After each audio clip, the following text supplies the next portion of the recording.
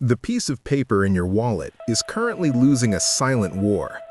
For 80 years, the US dollar has been the world's exorbitant privilege, a status that allows America to print trillions of dollars while the rest of the world works to earn them. But as we sit here in 2026, that privilege is evaporating. Between a $40 trillion debt mountain and a global move to trade in anything but the greenback, we are approaching a tipping point that will change your life overnight. Most people think a currency collapse looks like a movie, explosions and chaos. In reality, it looks like your grocery bill. Because the dollar is the global reserve currency, you've enjoyed artificially cheap imports for decades. When that status slips, the discount on your life disappears. Every smartphone, every gallon of gas, and every piece of clothing becomes 50% more expensive, not because the product changed, but because your money became trash in the eyes of the world. To understand why this is happening now, we have to look at the petrodollar system. Since the 1970s, the world had to buy dollars just to buy oil. This created a permanent global demand for our currency, but that deal is dead. Major oil producers are now accepting yuan, euros, and even gold. This is like a massive company suddenly losing its only customer. The dollars are starting to come home, and when they do, they bring inflation with them.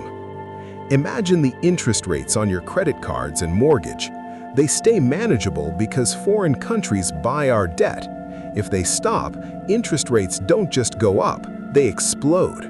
We aren't talking about 7%, we're talking about 15 or 20%. The housing market won't just slow down, it will vanish. Your wealth in your home is tied to someone else's ability to get a loan. If no one can afford a 20% mortgage, your $500,000 house is suddenly $250,000. But here is the O factor most people miss. The dollar's collapse isn't just about America getting poorer, it's about a global game of chairs. When the dollar falls, every other currency tied to it falls too. This creates a vacuum. We're seeing the rise of commodity-backed digital currencies from the BRICS nations. They aren't backing their money with faith and credit, they're backing it with gold, oil, and rare earth minerals. In 2026, the world is moving from trust to stuff. Let's look at the week after scenario. Monday, the stock market halts trading as the dollar drops 15% against the euro in 4 hours. Wednesday, major retailers like Walmart and Amazon pause sales because they can't price their goods fast enough. Friday, your local bank limits withdrawals to $200 a day to prevent a bank run. This sounds like a nightmare, but it has happened in dozens of countries over the last century. America is not immune to the laws of mathematics. So why aren't the experts panicking on the news? Because they're busy repositioning their own wealth. While they tell you inflation is transitory, they're buying thousands of acres of farmland, physical gold, and stakes in energy companies. They're moving out of counterparty risk, which is the risk that the person who owes you money, the bank or the government, won't pay. The lesson here is simple but brutal. You cannot save your way to wealth using a depreciating asset. If you keep 100% of your net worth in a bank account, you're effectively a passenger on a sinking ship, hoping the captain finds a plug. Strategic diversification is no longer an option, it's a survival requirement. This means hard assets.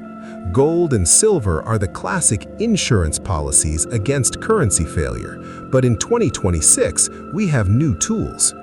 Bitcoin has emerged as digital gold, a decentralized ledger that no government can print into oblivion. Productive land is another, because no matter what the currency is, people still need to eat.